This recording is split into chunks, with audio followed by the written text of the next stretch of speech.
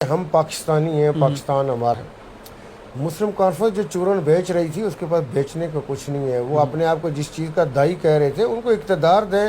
یہ بچے کی چوسنی جو اس کے منہ سے نکلتی ہے، مسلم کانفرنس کو اقتدار جب تو نکلتا ریاستی ہے تشخص بحال ہو جائے سرکاری گا؟ گاڑی سے اتر جائیں تو ان کا زندگی ختم۔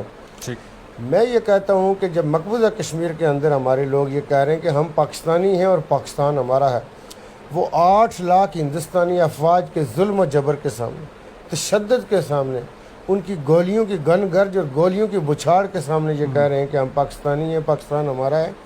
وہاں برہان الدین وانی شہید جیسے لوگ بالکل شہید ہوتے ہیں۔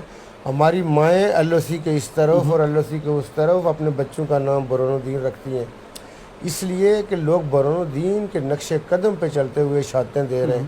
ہماری مائیں بیٹیاں وہاں پہ پاکستانی پرچم میں باہر نکلتی ہیں۔ مسلم کانفرنس یہ میں سمجھتا ہوں کہ یہ باتیں کرنی چھوڑ دے۔ ہر کشمیری نظریہ پاکستان پہ یقین رکھتا ہے۔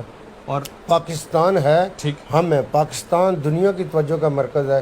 مسلم کانفرنس ایسی باتیں نہ کرے، میں شدید ان کی مذمت کرتا ہوں۔ وہ جو دھمکیاں دے کے اب ہم سے اسپیکرشپ کا عہدہ مانگ رہے ہیں، تو یہ چیزیں دھمکیوں سے ایک سیٹ پہ اسپیکرشپ کا عہدہ نہیں مل سکتا۔